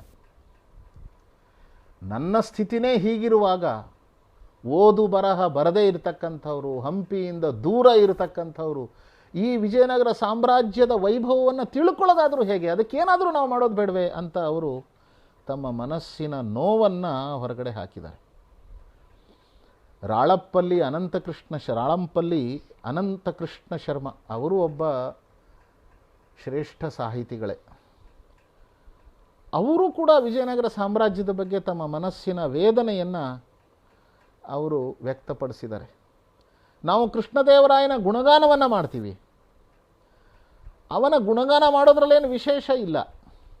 ಯಾಕಂದರೆ ಅವನು ಬದುಕಿರುವಾಗಲೇ ನಮಗಿಂತ ಅನೇಕ ಶ್ರೇಷ್ಠ ವ್ಯಕ್ತಿಗಳಿಂದ ಅವನು ಗೌರವಿಸಲ್ಪಟ್ಟು ಅವರಿಂದ ಗುಣಗಾನವನ್ನು ಕೇಳಿ ವೀರಸ್ವರ್ಗವನ್ನು ಅವನು ಪಡೆದು ಬಿಟ್ಟಿದ್ದಾನೆ. ಯಾರ ಮುಂದೆನೂ ಅವನು ತಲೆಬಾಗಲಿಲ್ಲ.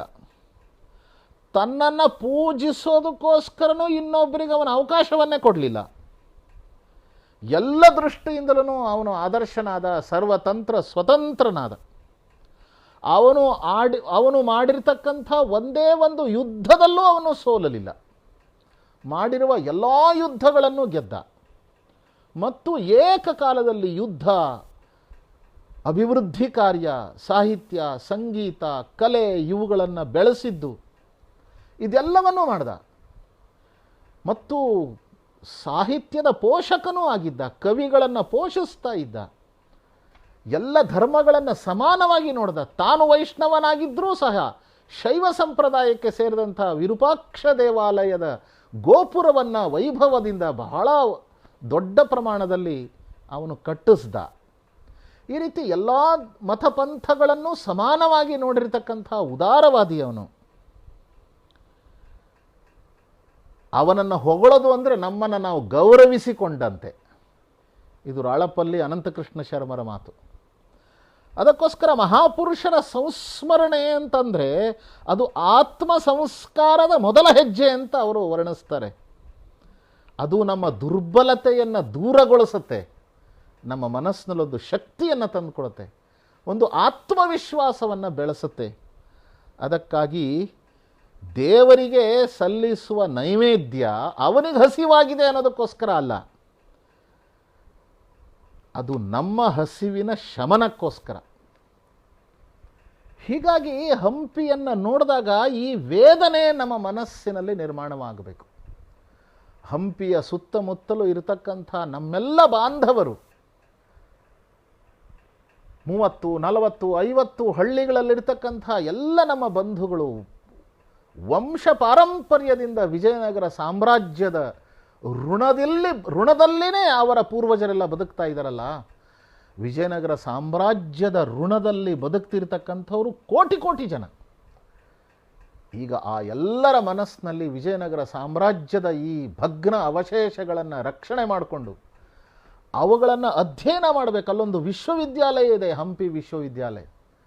ನಾ ವಿಶ್ವವಿದ್ಯಾಲಯದ ಕುಲಪತಿಗಳಿಂದ ಹಿಡಿದು ಎಲ್ಲರಲ್ಲೂ ನಾನು ವಿನಮ್ರ ನಿವೇದನೆಯನ್ನು ನಾನು ಮಾಡ್ಕೊಳ್ಳೋದೇನೆಂದರೆ, ವಿದ್ವಾಂಸರಲ್ಲೂ ವಿನಮ್ರ ನಿವೇದನೆಯನ್ನು ಮಾಡ್ಕೊಳ್ಳೋದೇನೆಂದರೆ, ನಮ್ಮದು ಅಧ್ಯಯನ ಆಗಬೇಕು. ಅಧ್ಯಯನ ಮಾತ್ರ ಅಲ್ಲ, ಸಂಶೋಧನೆ ಆಗಬೇಕು. ಸಂಶೋಧನೆ ಆಗಬೇಕು, ಪುಸ್ತಕಗಳ ರೂಪದಲ್ಲಿ ಇದೆಲ್ಲವೂ ಪ್ರಕಟವಾಗಬೇಕು. ಹೊಸ ಪೀಳಿಗೆಗೆ ಈ ವಿಜಯನಗರ ಸಾಮ್ರಾಜ್ಯದ ವೈಭವದ ಕುರಿತಾಗಿ ಪರಿಚಯವನ್ನು ಮಾಡಿಕೊಡ್ತಕ್ಕಂಥ ಕೆಲಸ ಆಗಬೇಕು. ಅದೊಂದು ಯಾತ್ರಾ ಸ್ಥಳವಾಗಿ ಮಾತ್ರ ಇರತಕ್ಕಂಥದ್ದಲ್ಲ, ಇತಿಹಾಸ ಪ್ರಸಿದ್ಧ ಕ್ಷೇತ್ರವಾಗಿ ಮಾತ್ರ ಉಳ್ಕೊಳ್ಳೋದಲ್ಲ, ಯಾತ್ರಾ ಸ್ಥಳವಾಗಿ ಮಾತ್ರ ಉಳ್ಕೊಳ್ಳೋದಲ್ಲ, ಪಂಪಾ ವಿರೂಪಾಕ್ಷನ ಪವಿತ್ರ ಕ್ಷೇತ್ರವಾಗಿಯೂ ಅದು ಪ್ರವರ್ಧಮಾನಕ್ಕೆ ಬರಬೇಕು. ರಾಮ ಹನುಮರ ಮೊದಲ ಭೇಟಿಯ ಪವಿತ್ರ ತಾಣವಾಗಿ ಅದು ಜಗತ್ತಿನಲ್ಲೇ ಪ್ರಸಿದ್ಧವಾಗಬೇಕು. ಹನುಮನ ಜನುಮದ ನಾಡು ಅದು. ಅದನ್ನು ಅದೇ ರೀತಿಯಲ್ಲಿ ಅಭಿವೃದ್ಧಿಪಡಿಸ್ತಕ್ಕಂಥ, ಅದೇ ರೀತಿಯಲ್ಲಿ ಆ ಸ್ಮರಣೆಗಳನ್ನು ಸಂಸ್ಮರಣೆಗಳನ್ನು ಯಾವುದನ್ನು ನೋಡಿದಾಗ ವೈಭವದ ನೆನಪಾಗುತ್ತೋ ಮತ್ತು ಇತಿಹಾಸದಿಂದ ಪಾಠವನ್ನು ಕಲಿತಕ್ಕಂಥ ಪ್ರೇರಣೆ ಸಿಗುತ್ತೋ ಅದನ್ನು ರಕ್ಷಿಸುವುದಕ್ಕೋಸ್ಕರ ನಾವು ಸಂಕಲ್ಪವನ್ನು ತೊಡಬೇಕು. ಬರೀ ರಕ್ಷಿಸೋದು ಮಾತ್ರ ಅಲ್ಲ, ಅದರ ಬೆಳೆಸುವಂಥದ್ದು ಆಗಬೇಕು. ಉಳಿಸಬೇಕು, ಅದನ್ನು ರಕ್ಷಿಸಬೇಕು, ಅದನ್ನು ಬೆಳೆಸಬೇಕು. ಈ ಹೊಣೆ ನಮ್ಮೆಲ್ಲರದ್ದು. ಪ್ರತಿ ವರ್ಷ ಈ ಶ್ರೇಷ್ಠ ಸಾಮ್ರಾಜ್ಯವನ್ನು ಜನವರಿ 24 ಯಾವ ದಿವಸ ಶ್ರೀಕೃಷ್ಣ ದೇವರಾಯ ಪಟ್ಟಾಭಿಷಿಕ್ತನಾದನೋ ಆ ದಿವಸ ನೆನಪಿಸ್ಕೊಳ್ಳೋದು. ಪ್ರತಿ ವರ್ಷ ಜನವರಿ 24 ವಿಜಯನಗರ ಸಾಮ್ರಾಜ್ಯದ ವೈಭವವನ್ನು ನೆನಪಿಸ್ಕೊಳ್ತಾ, ಆ ಇತಿಹಾಸದಿಂದ ಪಾಠವನ್ನು ಕಲಿತಾ, ಹೊಸ ಭಾರತವನ್ನು, ಹೊಸ ಕರ್ನಾಟಕವನ್ನು, ಆ ಮೂಲಕ ಹೊಸ ಭಾರತವನ್ನು ಕಟ್ಟತಕ್ಕಂಥ ಸಂಕಲ್ಪವನ್ನು, ದೃಢ ಸಂಕಲ್ಪವನ್ನು ಈ ವರ್ತಮಾನದ ಪೀಳಿಗೆಯಲ್ಲಿ ನಿರ್ಮಾಣ ಮಾಡತಕ್ಕಂಥ ಕೆಲಸವನ್ನು ನಾವೆಲ್ಲರೂ ಸೇರಿ ಮಾಡಬೇಕಾಗಿದೆ. ಈ ಕೆಲಸವನ್ನು ನಾವು ಯಶಸ್ವಿಯಾಗಿ ಮಾಡೋಣ. ಕೇವಲ 500 ವರ್ಷಗಳ ಹಿಂದೆ ಜಗತ್ತಿನ ಕಣ್ಣು ಕೊರೈಸುವ ರೀತಿಯಲ್ಲಿ ಸಮೃದ್ಧಿ ಮತ್ತು ಸಂಸ್ಕೃತಿ ಎರಡನ್ನೂ ಜೋಡಿಸ್ಕೊಂಡು ಹೋಗಿದ್ದಂತಹ ಈ ವೈಭವೋಪೇತ ಸಾಮ್ರಾಜ್ಯದ ಸವಿ ನೆನಪುಗಳನ್ನು ಮೆಲುಕು ಹಾಕ್ತಾ, ಅದರಿಂದ ಪಾಠವನ್ನೂ ಕಲಿತಾ, ವರ್ತಮಾನದ ನಮ್ಮ ರಾಜ್ಯವನ್ನು, ನಮ್ಮ ದೇಶವನ್ನು ಬಲಪಡಿಸಬೇಕು, ನಮ್ಮ ಸಮಾಜವನ್ನು ಸಶಕ್ತಗೊಳಿಸಬೇಕು.